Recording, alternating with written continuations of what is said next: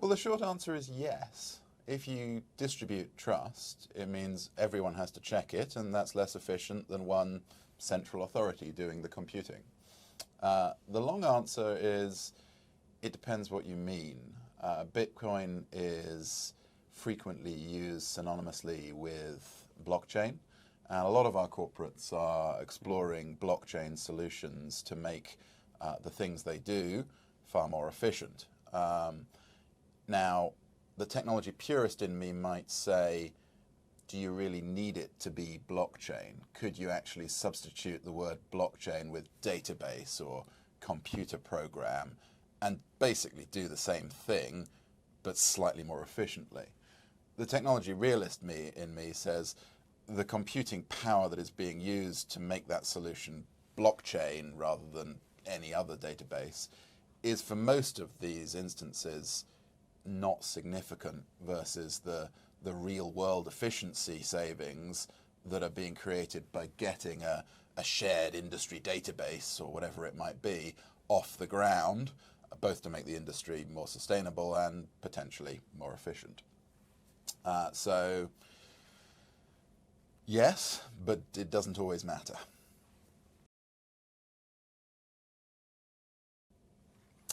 Not that I want to be replaced. It's a really good question, and it's impossible to answer it with a simple yes-no answer. At the core, AI is going to affect a lot of industries, almost everyone, over the next decade or two, allowing certain roles to be replaced by computing power. These are typically the sort of medium difficulty roles, not that often manual stuff, but analysis roles.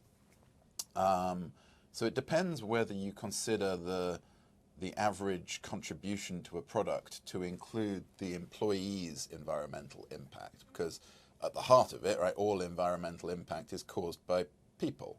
Right? We buy nappies, we buy refrigerators, we buy cars, and if you have less people making any given product, then in principle it's probably more green. The difficulty assessing that, of course, is what do you do with the people that you've just made unemployed, and hopefully they're not being taken out the back of the building to meet the T101. They're going off to other gainful employments, which is a big social challenge of AI, that if it happens too fast, will people be able to find those gainful employments? And it's a big obligation on behalf of the companies that are promoting AI to ensure that there are redevelopment opportunities for those employees who are displaced by it. On the other hand, is it more sustainable?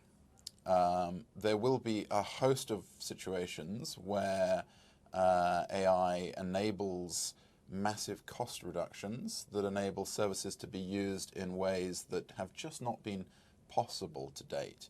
Some of those will be very unsustainable. If you reduce the cost of a product too far, there's a danger that there's significant elasticity. Right? And if this product was sort of 50% carbon emissions and 50% staff, and you take the staff out of it and the cost goes down by half and people use it twice as much, well, that's clearly neither green nor sustainable. But other of these products will allow you to provide services, for example, autonomous cars, to classes of society who may not have affordable access to those services today. So blind people is the obvious example for autonomous cars. Then you dive deeper down the rabbit hole into really complicated, difficult to answer questions like, does autonomous trucking help the environment, and is it sustainable? You're taking people's jobs away, truck drivers, surely, but today there aren't enough truck drivers that want to drive those long-haul routes. So if you can replace the long-haul routes, you can give those truck drivers much better jobs doing the short-haul routes next to their families. So arguably sustainable. And because you can now reduce the number of goods that flow over air freight instead of more efficient land freight, it's arguably good for the environment as well.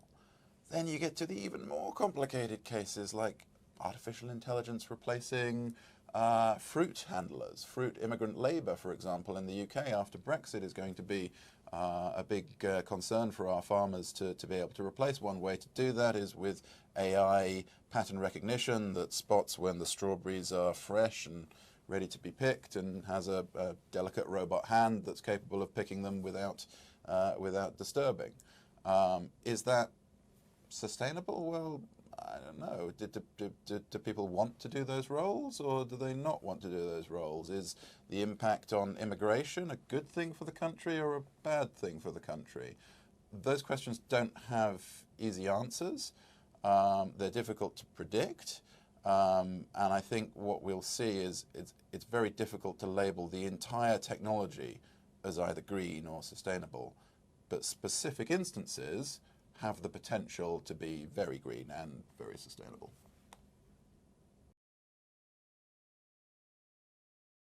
This is fascinating because the core driver for technology efficiency operates very broadly, that semiconductors get cheaper, faster, more power efficient as you shrink the size of the transistors, and that's been going on for decades and is likely to continue for at least a decade or two more.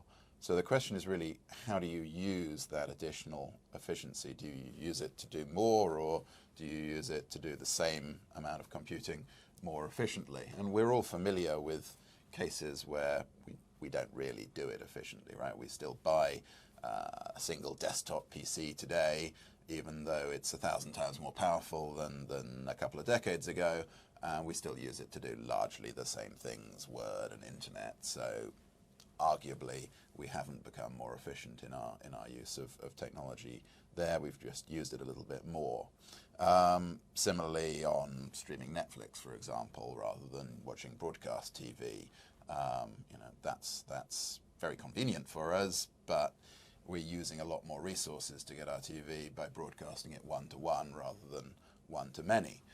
But on the other hand, there are examples where usage is fairly static. So, for example, when you upgrade your Netflix usage from a copper broadband connection to a fiber broadband connection, you're likely to be using largely the same amount of traffic. Maybe you're transmitting at a slightly better picture quality, but it's basically the same traffic. You're carrying video, and fiber can be up to 8 times as energy efficient at carrying that Netflix stream as the old copper broadband used to be.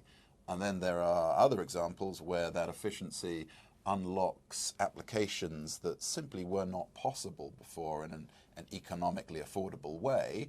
And those applications are tremendously positive for sustainability and for the environment. So the obvious example here is remote working, which both opens up sustainable elements in terms of lowering that access to work divide between rural regions and urban regions, as well as reducing commuting and improving everybody's quality of life on those days where you do want to work from home.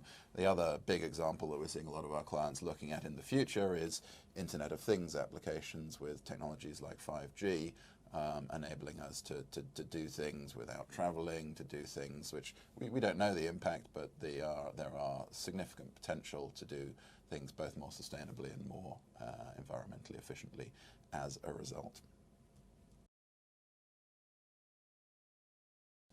So I think there's 2 important roles that tech has to play within sustainable finance, and one is related to data and data identification and extraction, and the other one is related to types of projects that we can look to finance. In terms of the first, when we're helping companies issue a green bond or other liability, often the piece that's most labor intensive is that data piece. It's for a company to often very manually try and go into their pool of projects and pool of assets to try to extract some form of environmental KPI, some form of carbon impact, and try and do that consistently across their international operations or different types of assets. And that can be quite a high threshold, quite a high barrier to entry for a number of companies at that piece of work. When I think about some of the innovations that are taking place within the sustainability space, some of the software and other technological solutions being developed, they will make it significantly easier for you to link a particular asset, a particular project to its carbon impact, both Scope 1 and indeed, if you want to take into account other parts of the value chain, Scope 2 and Scope 3. So that should make it a lot easier going forward for a company to be transparent to the market when they do a green bond and to link each of the underlying assets and projects to their associated carbon impact in a very labor efficient way. And then the other piece is the piece about projects to be financed. So when this market began about 10 years ago, it was a very bricks and mortar type of market. So it was very focused on tangible capex, on sort of your power plant, your energy efficient buildings, which is important. But if I look at the role technology can play in helping a company better understand its carbon footprint and indeed explore ways of reducing that, and to Richard's earlier point, thinking about AI, thinking about blockchain and machine learning in that context, I think that that's a very important area of investment for the sustainable finance space. And we're starting to see companies introduce those kind of projects within their project portfolio and achieve multiplier benefits that they're able not just to help their own operations, but they're also able to help their suppliers and their clients improve their carbon footprint as well. And I think that's very promising. So this is a very common question that we get in client meetings. Clients will tell us, we're doing all these exciting things from an innovation, from an R&D perspective. Can we incorporate that within our green financing framework?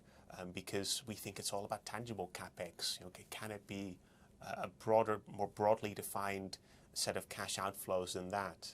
And the answer is yes. I mean, it's quite clearly written within the ICMA Green Bond Principles that R&D is a very well accepted form of expenditure within the eligible green asset mix. So it is accepted, and I would argue it also shows a degree of sustainability leadership. If you think about how a lot of ESG investors approach their investment decision process, the level of ambition that a company demonstrates is very important. And if you look at companies that are incorporating their ventures division, some of their internal startup projects within their green financing framework, I think you can argue that those companies are demonstrating a high degree of ambition because they're not just settling for today's technologies, today's solutions, but they're looking to be at the forefront of the next generation of sustainability and renewable energy solutions and alternatives.